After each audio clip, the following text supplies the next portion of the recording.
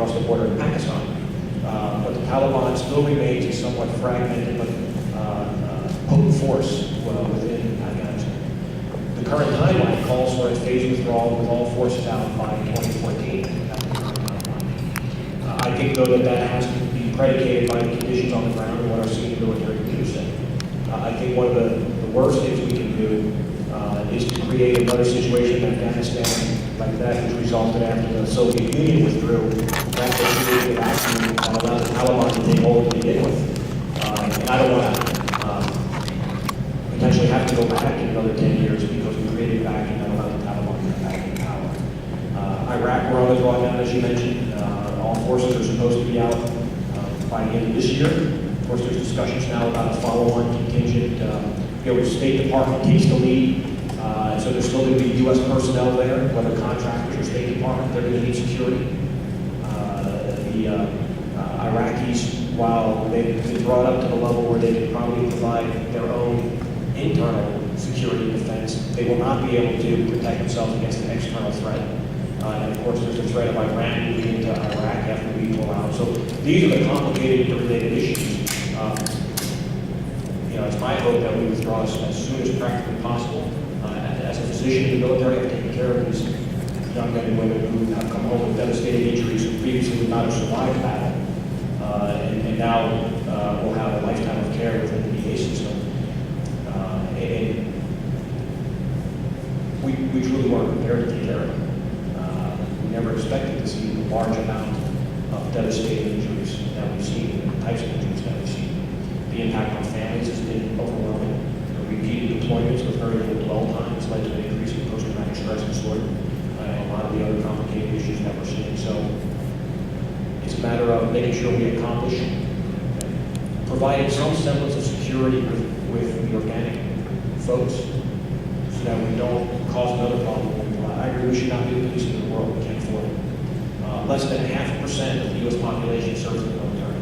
That's a very small fraternity of people bearing the burden of protecting our nation and forward force protection. Thank you for the question. Who'd like to go next? Yes, sir.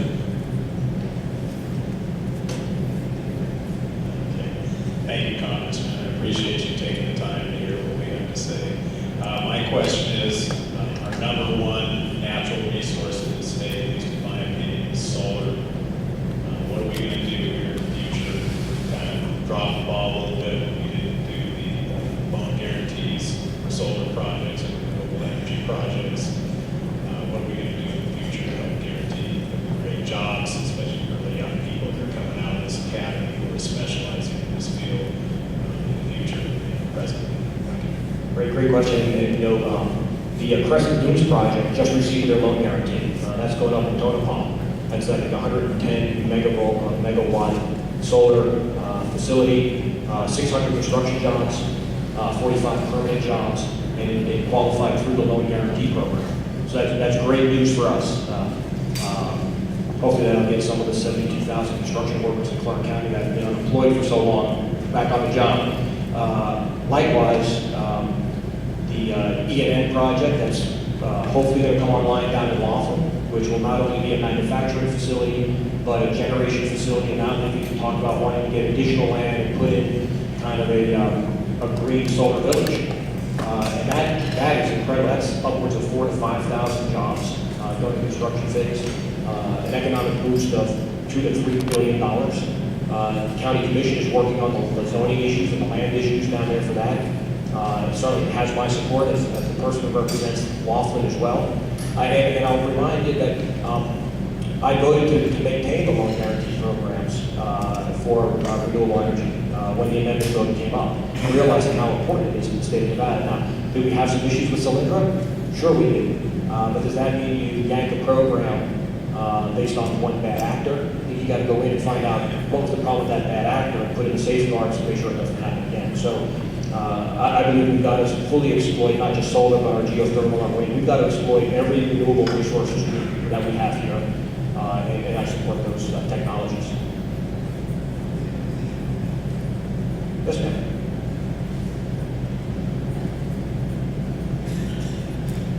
Thank you. I have a rather convoluted question. Okay, we're not going to get convoluted next. A lot of my ancestors came here as indentured servants. That's how they got here. And they worked very hard over the years. They had to learn English, they had to have sponsors, and they had to have a job. And now Congress is talking about putting the burden of all of the debt that this country has onto the back of American citizens who have paid their taxes and have lived here responsibly. But yet we are still paying for education, we are paying for hospital care, for medical care, sometimes housing, for illegal immigrants. What are you doing about this? Well, it's a very timely question in light of the immigration and custom enforcement raid that took place across the country over the last few days. And I think it was something like 45 illegal criminal immigrants that were picked up here in Las Vegas, that one of which had already been deported and had come back. We obviously need to address our immigration issues, and that's on multiple levels. And I think it's got to start with securing our borders. North-south ports of entry is not just a southern border issue. It's a northern border issue. It's our ports issue. And we've got to make sure that we know who's coming and going. Otherwise, we cease to exist as a nation, lose our sovereignty. So number one is we've got to make sure we have the resources available to secure our borders. Number two is we've got to remove incentives. And why is it that folks are coming here? Now, it used to be jobs. That may not be the reason right now here in Southern Nevada. But that's why I've signed on and I support mandatory E-Verify. I think that we've got to make sure that people getting jobs in America are legally present and able to get a job. So we've got to look at taking away incentives. The third thing is we've got to enforce and apply the laws that we already have on the books. Metro participates in the 287G program, so if somebody gets picked up and then brought to the detention center or run through the immigration database, if they're found to be here illegally, they're turned over to INS. So it's a law that's already there, it's working. We need to make sure that we utilize those laws. And the last thing is we've got to, we really have to revamp our legal immigration system. I think that when you have somebody who comes here legally and they become a citizen and you're waiting 5 to 10 years to bring their spouse over, you're giving them an incentive to try to come here legally. There's no reason why it should take that long. If you've come here correctly and become a citizen, to bring your spouse, your immediate family members here with you. And that's my four-pronged approach to what we need to do with immigration. The issue about education is a Supreme Court decision. So until the Supreme Court reverses itself, education will be provided. Healthcare, I'm a physician. Prior to going to Washington, I worked at the University Medical Center in the emergency department. Yes, we have a large population of illegal immigrant patients, but in that situation, my Hippocratic oath is to take care of patients. And just as if we were visiting a foreign country and got ill, we would hope that that country would take care of us, that hospital would take care of us regardless of not being from that country. What happens after that, though, becomes the issue. And there's always been talk about, well, maybe the hospital should notify somebody that there's an illegal immigrant there. That's not the purpose of a hospital. We don't want a hospital to now become a law enforcement facility. But these are critical problems. And I know that every once in a while somebody will slip through the cracks and they might not getting some Medicaid benefits, but actually our state does pretty well through the Medicaid program of not paying benefits for folks that are here illegally. And I give a lot of credit to the Division of Healthcare Finance and Policy at the state level for the programs that they have in place to try to control that. Follow on? Go ahead. Wait up. Oh, I'm sorry. When was the last time you visited an emergency room? You've got a 2-hour wait. What? And when you ask people in the emergency room, why in the world, what is taking so long? It's the same answer. Well, I can tell you, the last time I was in the emergency department was last fall when I was still working in clinical shift at the University Medical Center. And the reason why the waits are so long, and I'll be honest, it's not because of illegal immigrants in the waiting room. It's because there's no beds in the hospital. The hospital beds are full. And so there's people in the emergency department who need to get admitted. There's no place to move them upstairs, so they stay in the ER, and that prevents an open bed space to take the next person in from the waiting room. It's truly not an illegal immigration issue for hospital wait times. It's a lack of capacity and a lack of staff within our hospitals. I've worked in this town in emergency departments since 1992, and that's always been the issue, even before we had a huge illegal immigration problem. We've never had enough inpatient hospital beds for our community size. Yes? Congressman Heck, you've done a lot to help Medicare and Medicare Part D, and for people like my parents who are nearing retirement, I appreciate it. Thank you. But what are you doing for people like me who are in their 20s and 30s coming about to protect health care for the future? Well, obviously that's one of the biggest issues of debate that we've been having right now in Washington is how to make Medicare sustainable for future generations. The Centers for Medicare and Medicaid Studies themselves, not Congress, not the White House, but the people that actually run Medicare have said, we're going to be out of money in 2024. That's 13 short years. You look, you're obviously younger than I am, so the question is, what's going to make that program be available when you hit the age of 65?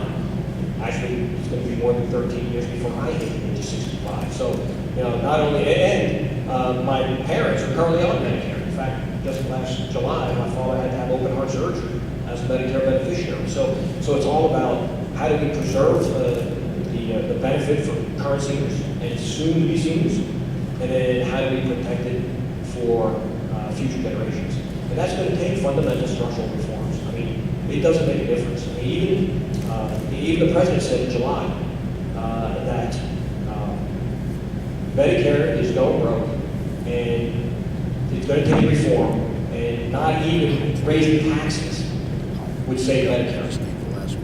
That was the president's quote from July.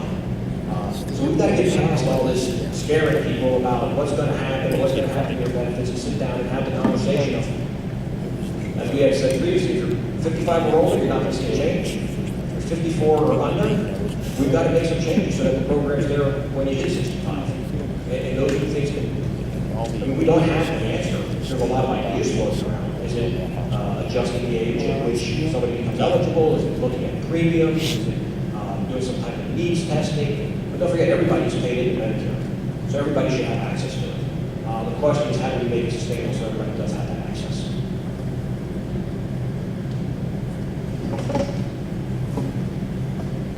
Congressman, I want to say thank you for being available to us and taking our questions and having this town hall.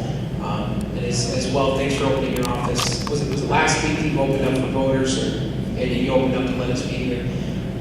My question is, Greece and the EU are on the brink of falling apart. Their entitlement programs and things just like that, Medicare and Social Security are crashing their governments. I want to know, how close are we to that? And as well, when is the balanced budget amendment going to be voted on in the Senate? I know you're a congressman, but and how are we going to deal with that? Great questions. I believe in the greatness of America. I don't believe that we will ever approach being a Greece and the economic conditions that they're having. They certainly far exceed their capabilities as far as finances and taking care of their citizens. Now, people say, pretty soon we'll see rioting on the streets in America, like we saw in Greece or in France or in Spain or in Italy. And some people say, no, that'll never happen in America.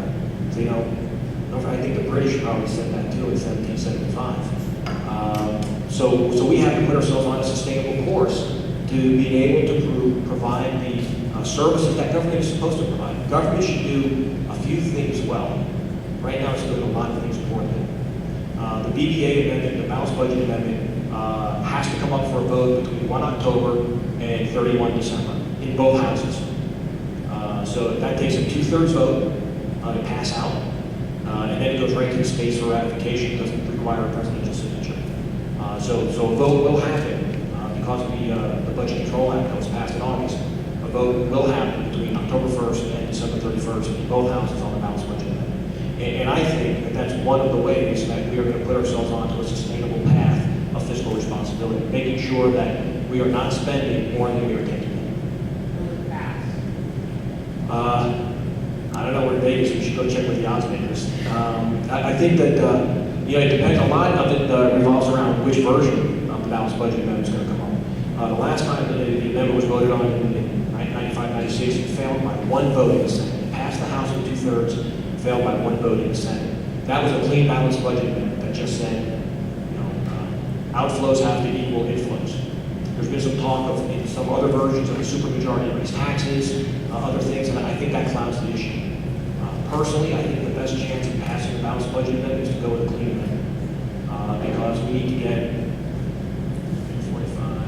45 of our Democratic brothers and sisters in the House to come over and vote in favor of a balanced budget amendment. I read the latest polls, public opinion polls that show over 80% of the American population are in favor of Congress passing a balanced budget amendment.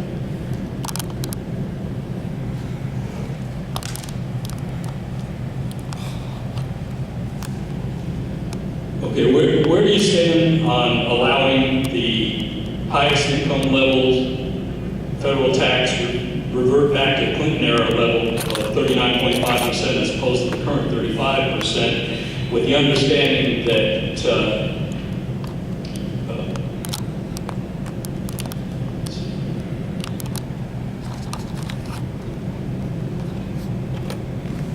well, if you're against that, which I assume you probably are, if you're against that, do you feel that the average American is doing better now or worse now than they were in 15 years following World War II? And at which time, by the way, the income tax on the highest levels was between 94 and 70%, and it is now 35, which is half of it. Keep in mind that the 0103 tax cuts expired last December. They were extended for 2 years. They will expire again in December of 2012. And it's already in law that they will go back up to 39.6% and those other tax rates beginning January 1st, 2013. That's already the law. It doesn't take any action. It doesn't take any vote. The 2-year extension expires at the end of 2012, and those tax rates are going to go back up in 2013.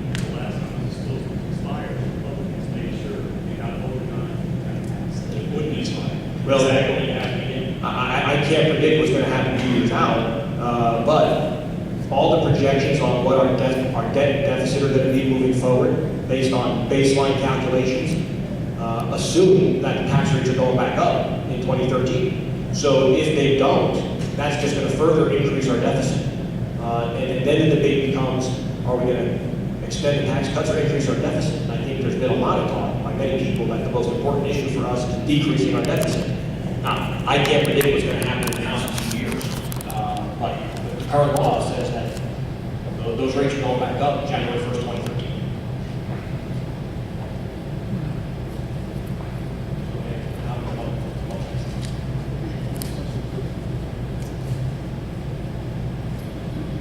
My question is about the train or the train wreck act, as some of us call it, that you voted for last Friday. And if I can give some background, because everyone here might not know what it is. EPA proposed rules for regulation of mercury and other airborne toxin emissions.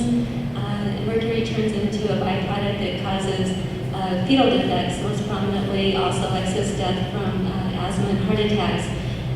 This act for which you voted would delay implementation of the EPA's rules to regulate airborne toxins from coal-fired plants. I was surprised with your position, and I think your rationale is going to be jobs, and if you could share with us how you balance poor public health versus jobs, that might be interesting to everyone here. Great question. Thank you for bringing that up. Don't forget that the president also delayed the EPA regulation moving forward on the Clean Air Act. It was not a compromise. That was not a compromise. But the issue is on this, as a physician looking at the research and the science behind it, there is not credible science stating the amount of emissions put out by these coal-fired plants and their direct relationship to birth defects, asthma. Sure, pollution causes asthma, we know that. And we know that certain toxins will cause birth defects. But when you look at the true amount of mercury emissions that come out of coal-fired plants versus the amounts known to result in birth defects, the science is not correlated. So what this does is it delays implementation, but it delays implementation to truly look at the science and to look at the impact, the economic impact, and then make a decision based on having all the facts and not just an executive branch agency moving forward with their agenda. Lisa Jackson, so you dispute the EPA's findings. Because the notion to regulate mercury and other airborne toxins has been around for about 20 years. And in fact, in quite a few states, they have worked on their own coal plants in order to reduce that because they think it's important to do so. So you're disputing that the EPA's findings are factual? I'm not disputing, I'm disputing whether or not they are truly factual and causal to what they're claiming. Okay, that's the issue, is what coming out of those smokestacks actually resulting in the defect or in the medical condition that they're claiming it causes. And the train accident delays that for that to be finalized. And then if it falls in that there's a causal relationship, the regulation can move forward.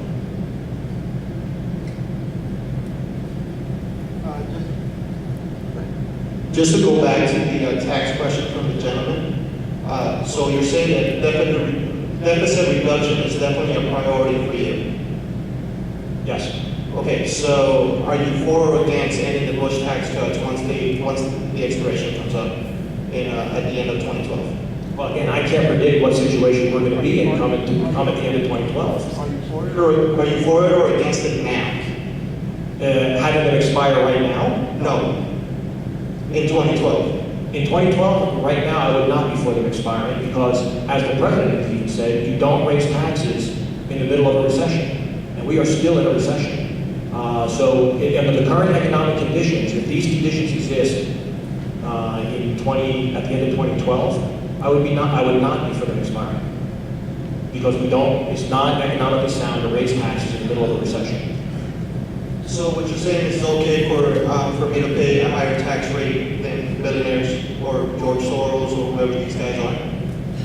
Well, I don't think you're paying a higher tax rate. I don't know what bracket you're in, I but make as much money as Warren Buffett's secretary.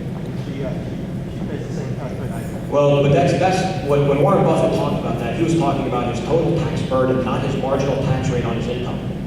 And because most of Warren Buffett's income comes from investments and it's taxed at a lower rate, they say that as a percentage of his overall income, he's paying a lower overall tax burden on a percentage basis than the secretary. But as far as marginal tax rates are concerned, he's not paying less than the marginal tax rate. He's in a much higher bracket than the secretary. The budget that the House passed called for a flattening of the tax rates and broadening the base and getting rid of the loopholes, deductions, and subsidies that everybody's been calling for. You've got to get rid of it. I firmly agree that GE should be paying taxes. Okay, to have a multinational corporation headquartered in the United States have zero income tax liability is unimaginable. So in order to do that, we've got to allow reform of the tax system that makes sure that everybody's paying their fair share, including large multinational corporations that are benefiting from being headquartered here in the United States.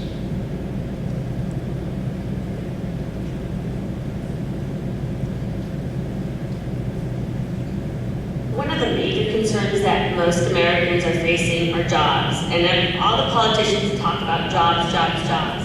After Obama's speech, you said that there were things that you were interested in and that you wanted to work across party lines. Are you going to support the American Jobs Act that would bring thousands of jobs into Nevada, help rebuild our infrastructure, and including healthcare, education, and transportation? Thank you. On Monday, we had a press conference about a jobs bill that we actually introduced. That, according to the U.S. Commerce Department, will create 1.3 million jobs and bring $860 billion into the U.S. economy. It's a Business and Tourist Visa Act. So we're looking at how we can actually create jobs and bring money, bring our economy back, because those things will directly impact something like that. As for the Jobs Act, as I said in the interviews post the rollout of the bill, there are things in there that I think have merit.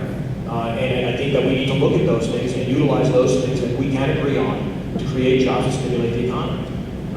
Some of those things include several of the unemployment compensation provisions. I think that the goal is to get somebody back to work as soon as possible.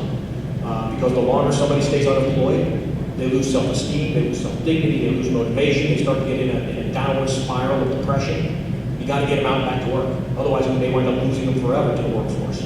So the idea, I've talked to folks and say, I could go get a job in a convenience store, but I would make less than what I would make on my unemployment because of the job I had before. but we should get that person back into the convenience store and pay the balance, make them whole. There's a provision, that's one of the things in the bill. There's another thing in the bill that talks about if an employer, instead of laying somebody off, decreases hours. Let's say instead of having a 40-hour work week, goes to a 32-hour work week, but keeps everybody employed. That instead of having that unemployed person on full-time unemployment, pay for the 8 hours that the employer had to cut back to keep them employed.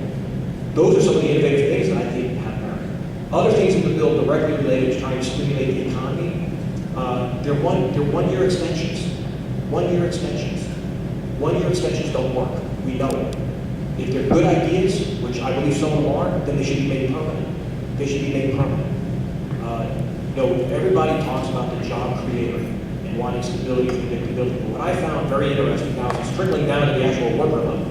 There was an article in the RJ last week about the UAW and the GM contract negotiations, United Auto Workers General Motors contract negotiations. And they interviewed a worker, and part of the contract negotiations was going to give us a small pay raise to the employees.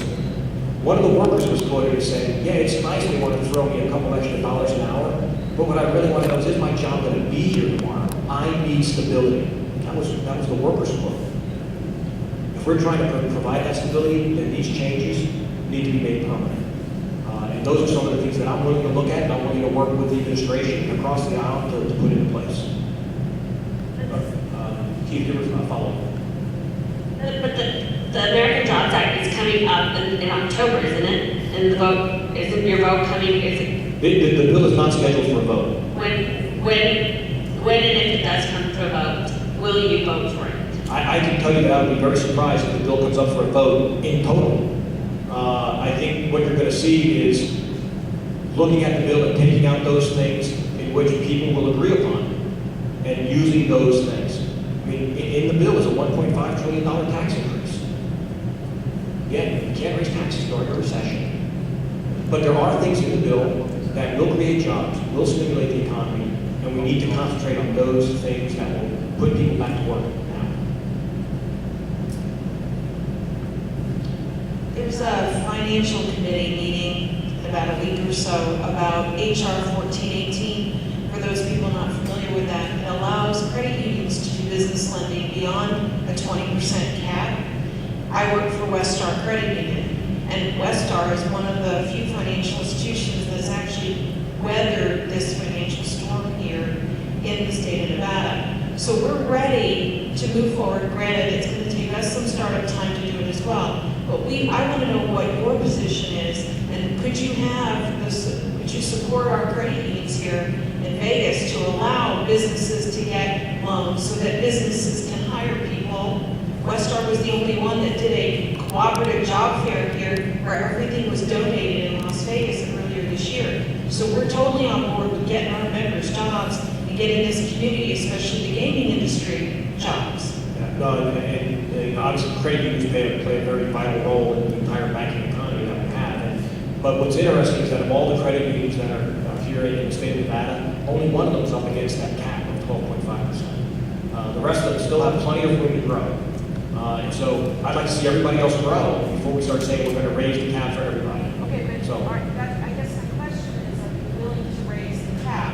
Because Westar's total asset size is 130 million, which means our cap would only be 26 million to be able to raise it. So and we need that money to be able to go to small businesses, people that are doing home-owned businesses, people that are transitioning from a traditional job to starting their own business. We want to be able to be there for them. And the only way we can do that is if we have the resources and the permissions to do so. No, I'm all for increasing access to capital for individuals and for small business owners who want to try to grow our economy. But again, I don't remember what the exact number is for Westar, but capped out at 12.5% of the $26 million. But you're not anywhere near that $26 million yet in loans. So we've got to see, is there a market? Are folks going to get up to that cap? Because right now, it's only one credit union in Nevada is close to the cap. But one of the biggest issues we've been dealing with is how to increase access to capital. We've had business owners or entrepreneurs, somebody who lost their job. Now, of course, I always wanted to have my own business. Now I might as well try to start it. But he can't get a loan or she can't get a loan because before Their collateral was the equity in their home. They don't have any equity in their home, so they can't get the loan. So we've got to find more innovative ways to get people the capital they need to start businesses and grow the economy. Raise your hand high if you got questions, so please. What are your thoughts on Hurricane's 999 plan? I think it's very catchy. If I was ordering a Godfather pizza. No, I think that, we've all talked about comprehensive tax reform. And I think, I haven't seen, while he's talking about, I haven't seen the numbers of exactly how much revenue that generates if you do a 9% federal sales tax, 9% income tax, 9% corporate tax. I'd be curious to see what that actually generates as far as revenue and whether or not that's sufficient to meet our current needs. And if it is, that could be a pretty easy sell. But don't know what the numbers pencil out to be. But I like what he says in all the debates.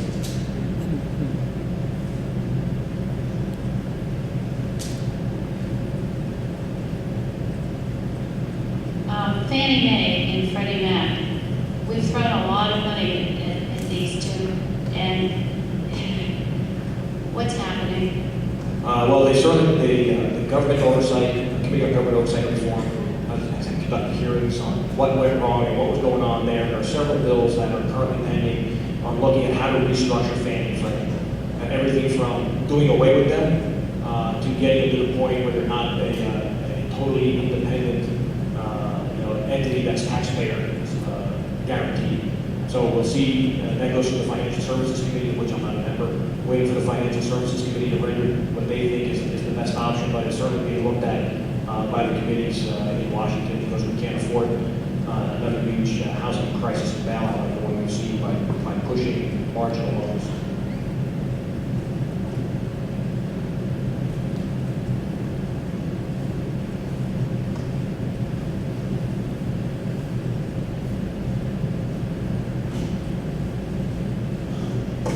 Kind of a follow-up to her question. The last town hall meeting that you had in Boulder City, I asked a question regarding Dodd-Frank. And it was, in my opinion, that I thought the law was very important for this nation because of the criminal conspiracy down on Wall Street that caused over $1 trillion of taxpayer money just to go up in the air. You stated that you were completely against that, saying that the state should regulate somehow the federal markets. And I'm wondering if you have a different position on it, considering how much taxpayer money has been spent, what little return that we've gotten as far as stability in the markets, and do you believe that the federal government should play a role regulating the economy in reference to Dodd-Frank? I don't think I said I was totally against it. I think I'm asked about Dodd-Frank quite a bit. And I think what happened with Dodd-Frank is, we were over here with regulation, we had a problem, and we went all the way over here. And I think that there's somewhere in here where you can have the appropriate regulation in place that will provide the safeguards necessary for consumers, for our country, but not totally hamstring, there's a lot of unintended consequences. A lot of businesses are getting caught up in this that were never intended to be caught up in Dodd-Frank. So it's not that I'm totally against Dodd-Frank, but I think that there's a medium ground, there's reasonable regulation that needs to be in place that provides the adequate protections, but also provides an opportunity to keep our economy prosperous. And I would support those types of regulations.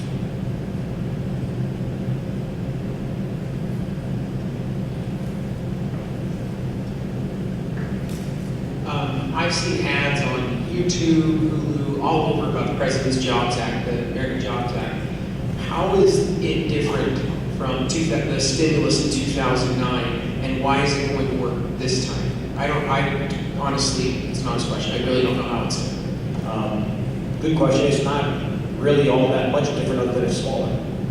The stimulus act was about $787 billion. This is 46 billion. But a lot of the same provisions that were in the first stimulus bill, and there's a growing sentiment that it's not going to work. Just like there was a fair amount of sentiment that the first stimulus bill didn't work. And that's why instead of passing a sweeping bill with a lot of wide-ranging changes with things in it that really aren't going to have like bandwidth spectrum, FCC spectrum auctions are kind of in this bill. And that's not going to stimulate job growth. Let's concentrate on those things that are in the bill that make sense, that will help the economy, help people get back to work, and pass those things.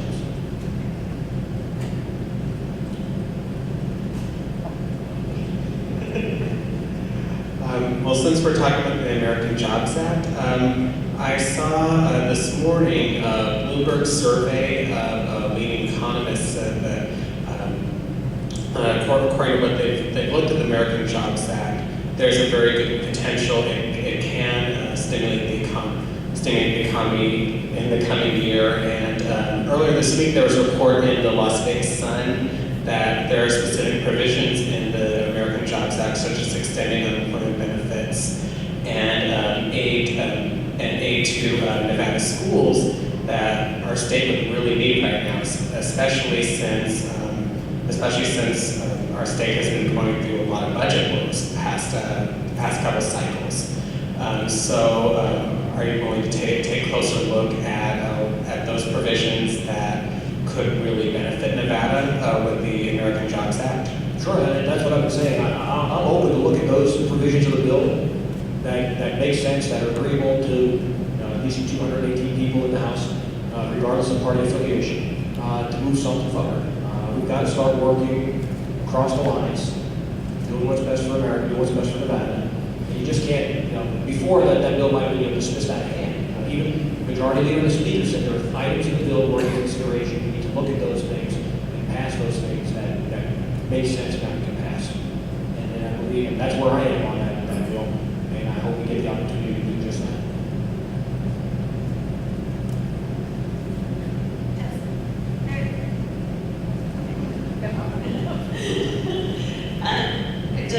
Just really quick on the American Jobs Act, I understand that to me sometimes it's a lot of political rhetoric. There's yes and no's, and we really, as a voter, I really want clear answers from our politicians, not just you. I mean, there's other ones in there that, yes I can, no I can't. Nevada, like that 1 year of, if I'm unemployed, I need that unemployment. Along with Medicaid and Medicare, as a doctor, you're quite aware that it's not just the recipients that are dependent on that. UMC is our only safety net hospital in the Vegas Valley that takes the bulk of it and needs those it's millions of dollars of revenue that it's dependent on, and it's nurses that are currently working that need that Medicare and Medicaid. So it's like the American Jobs Act, we need a yes or no. Medicare is, it sounds like you support it, but then there's stuff that you don't. I mean, well, let me be clear then, because I want to be clear in my answers. I'll tell you, I won't vote for the American Jobs Act as a package as it stands right now in 155 pages that it is. But there are things in the bill that I would support if they come out as a separate package or as individual items. Because I think there are other things in the bill that will not stimulate the economy, it will not create jobs, but it will put us further in debt and it will stifle economic growth. Medicare, I support Medicare, let's be clear. I support Medicare. I mean, there's no way I'm doing away with Medicare. Now, do we need to change Medicare so it will be there for people in 20 years? According to the trustees of CMS, we do, because there's no money after 2024. Okay? So we've got to make sure that those folks currently on Medicare, or those who have planned their lifetime around counting on Medicare and who are about to get it, it's too late to change the game on them. Okay, you've been counting on this program, you're 55 or older, it's too late to change your game plan. The 22-year-old who's just entering the workforce, and he's got 40 some odd years before he's going to be on Medicare, there's an opportunity to change the program so that it will be there when he hits 65. I hope it's there when I'm 65. So my parents are on it now, I want them to continue to be on it. Just on Medicare itself, I mean, most blue-collar workers cannot work beyond 65. I don't know how many mechanics you know that can still get underneath the car at 70, 72, which they're talking about for trying to raise the age of Medicare. I don't know how many maids can do 17 rooms and still have health insurance and afford health insurance. Health insurance is hella expensive, excuse my language. But, and so, you know, they're talking about raising it, privatizing it. It's not that's not against what those programs stand for. And the only way that we're talking about is we need to tax the cap needs to raise on these. You know, 140 people who are making 150K a year and more can afford to be taxed. Well, listen, I don't necessarily disagree with what you're saying. I mean, there is no cap on Medicare tax. You pay Medicare tax on every dollar of income.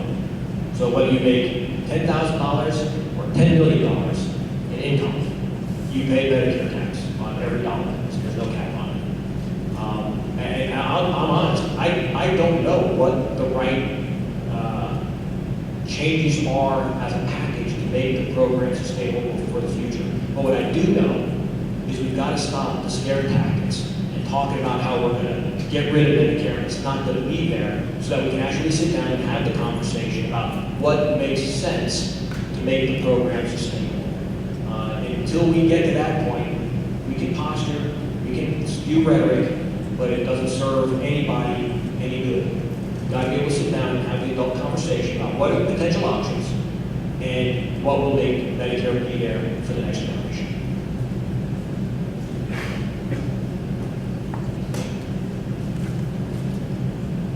Representative, another question regarding healthcare. I know one scenario that I've heard about, and I would imagine you know probably a lot more than this being a physician, and you said you worked at UMC. Situation I've been made aware of is that people will need medical care.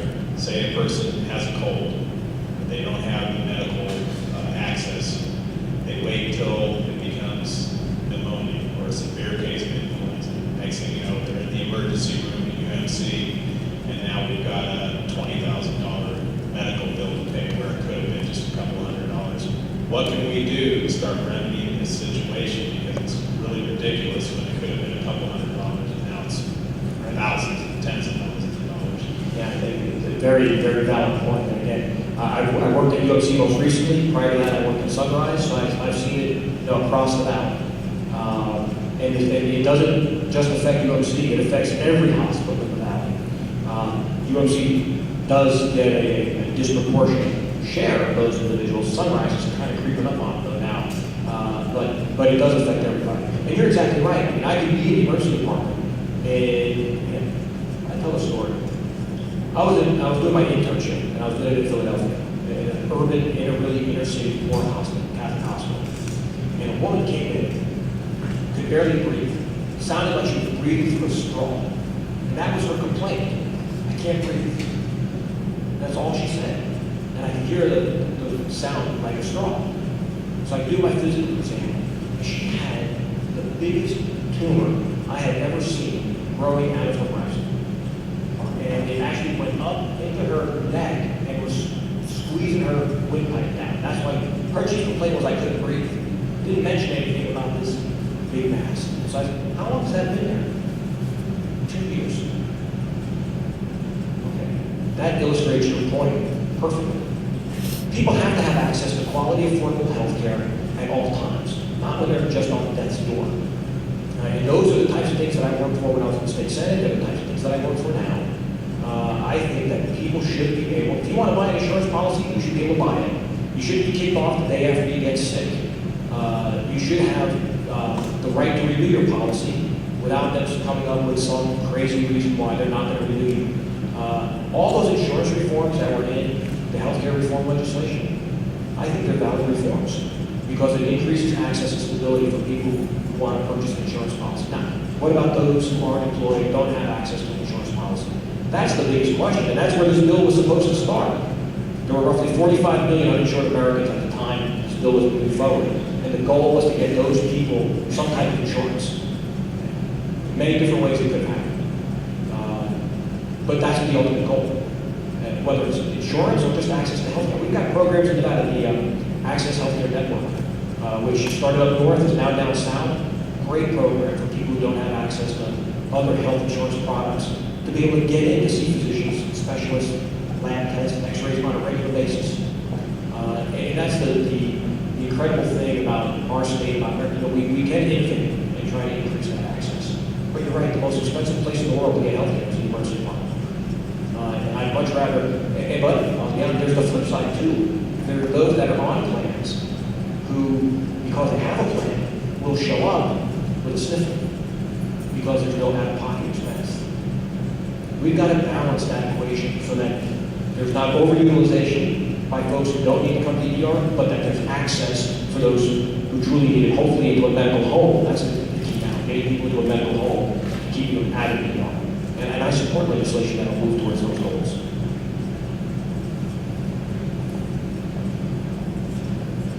Hi, you spoke to the American Petroleum Institute in August. I wasn't able to attend that, but I read the newspaper story afterwards about what you said. And I wonder if you could share with us, you apparently still continue to support multi-billion-dollar oil subsidies that many of us think the oil companies no longer need, just turning into huge profits and not translating to lower prices or research or renewable energy. And you do have close ties to the petroleum industry, it appears, both through contributions and speaking their talking points at this. So maybe tell everybody why you continue to support the oil subsidies. Right, and so unfortunately you couldn't have been there, because if you were, you would not have heard me say anything to the effect of I support oil subsidies. What I talked about was what you read in the newspaper is not the whole 30-minute talk that I gave the Petroleum Institute. So I was just a guest speaker. What I said in that discussion was there was a balanced approach to energy, and I split the talk into thirds. And I talked about 3 different areas of energy that we need to make sure that we utilize. Fossil fuels, renewables, and nuclear. I talked about all 3. And at no point did I ever say that I supported subsidies to the oil industry. And in fact, when we voted for the House budget back in April, I think it was, it would have closed the subsidies, loopholes, and deductions that big corporations are getting to prevent them from paying their fair share of taxes. So again, we've talked about closing those subsidies.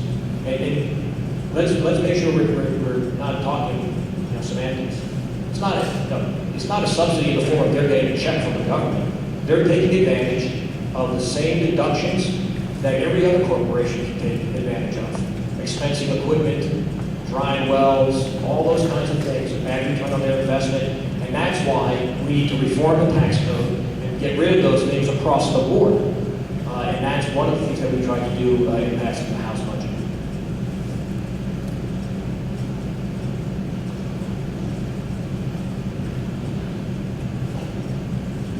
I got a couple of things I want to point out. First, kind of sum up with your questions you're bringing up regarding EPA and oil and whatnot. There's a team back in Washington. It's called the B team. They'll be there when you leave, but they'll be there when you arrive, and they'll be there when you leave. And that's what's wrong. There's a lot of bureaucrats back in Washington that won't be, they won't proceed with a lot of projects and information because it's just their job to stall and kind of live on the taxpayer dime, and it's very frustrating. And I believe that's part of the issue in Washington, and that's why a lot of individuals are looking at states' rights, because it's a lot easier for a state to move things forward. I got 2 questions I want to ask. One, I want to ask about your visa bill and getting individuals here, but to the individuals that can't come here, I guess there's a backdoor on experiencing our hospitality, and that is internet poker. It would come through our states and obviously generate jobs and revenue.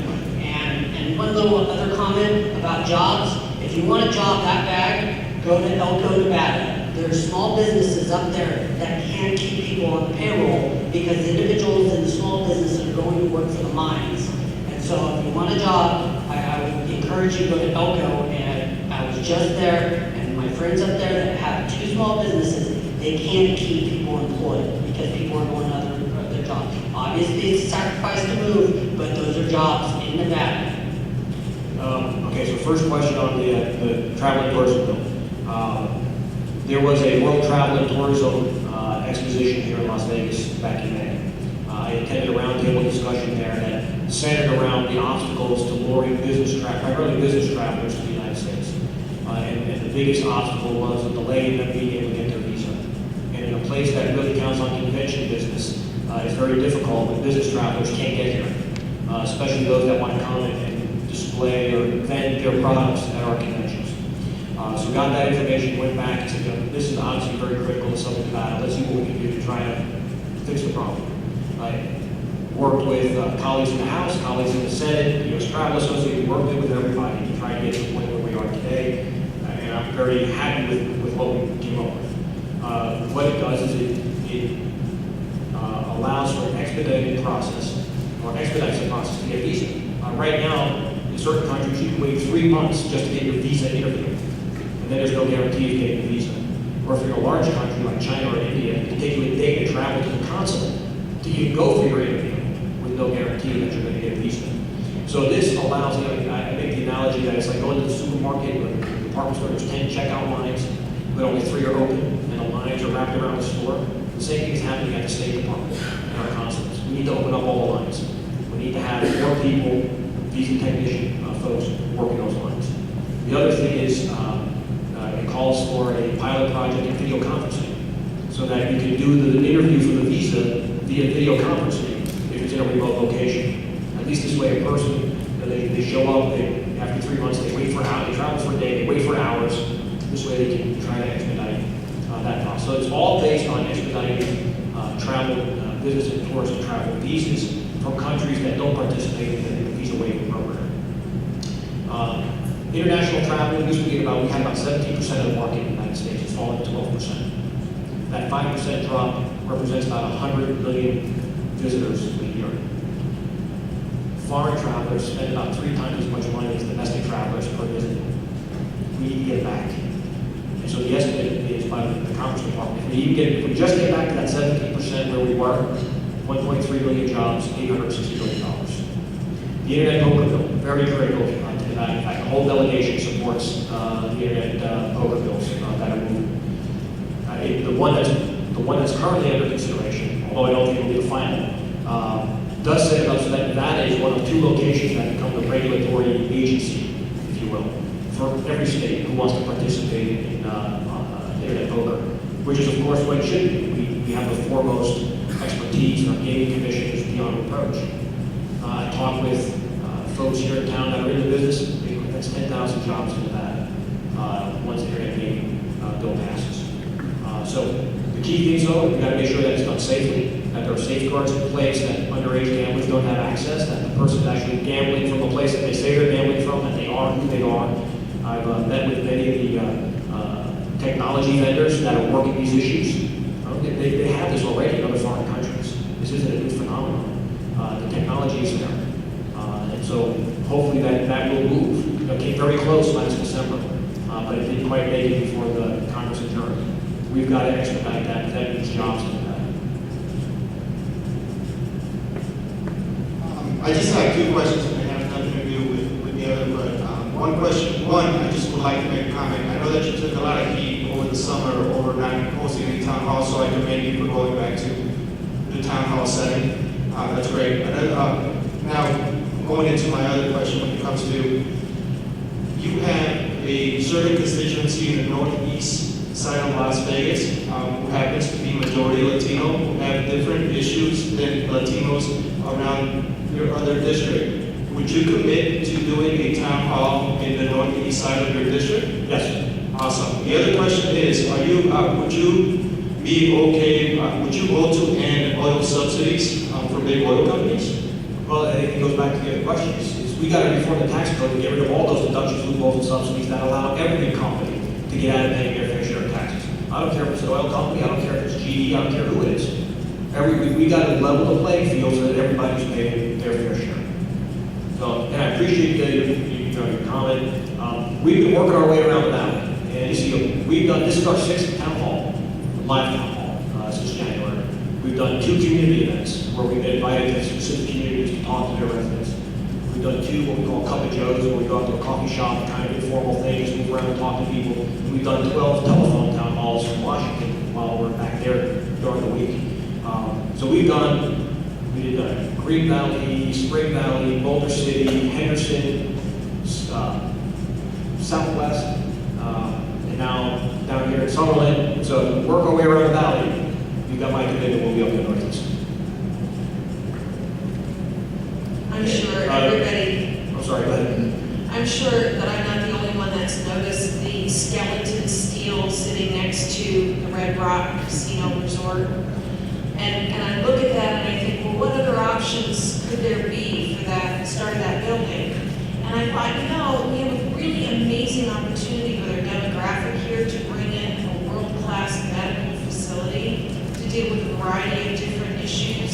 And I'm wondering what lobbying efforts are being done by the Nevada government in general to bring in those businesses now that home prices are well below what they should be, and that there are a boatload of people ready to go to work. What lobbying efforts are being done outside of the state of Nevada to bring in big businesses like a world-class medical center at that building, that tented building? And that, I guess that's my question for you, is how can we make it more attractive to bring companies here? Well, great question. And of course, that's a question more for the Nevada development and economic community. But as a healthcare professional, I agree. So what have we seen over time? We've got Cleveland Clinic now joining forces with the Lugo Center. Great move. We had the NBCI. They've fallen on rough times. Don't know how much longer they're going to be around. New project out on the Henderson side of town called Union Village. It's going to be another big medical complex. That's going to be on that side of town. There's been, unfortunately, Nevada, and I can say this because I served in the state senate, has had a very shotgun approach to economic diversification. Let's cast a wide net and see what we can attract. It hasn't worked. Under the current governor, he's kind of revised that. They have now identified specific sectors or clusters that they want to concentrate on, and they think we have the best opportunity to recruit. One of them is healthcare. That's a big one. Again, there's healthcare, gaming, defense, energy. So I don't have the whole list off the top of my head, but healthcare is one. And so there will be a new concentrated effort on trying to recruit healthcare industries to Nevada. We've talked for years about kind of a science biotech corridor down with UMC Valley, State Health Lab, Health Department, UNLV's dental school, and their simulation labs right there. It's prime for a big healthcare biotech corridor. So hopefully with this new approach to recruitment of businesses, we'll see better results. I got time for one more question. Gentleman in the back who hasn't had an opportunity to ask a question.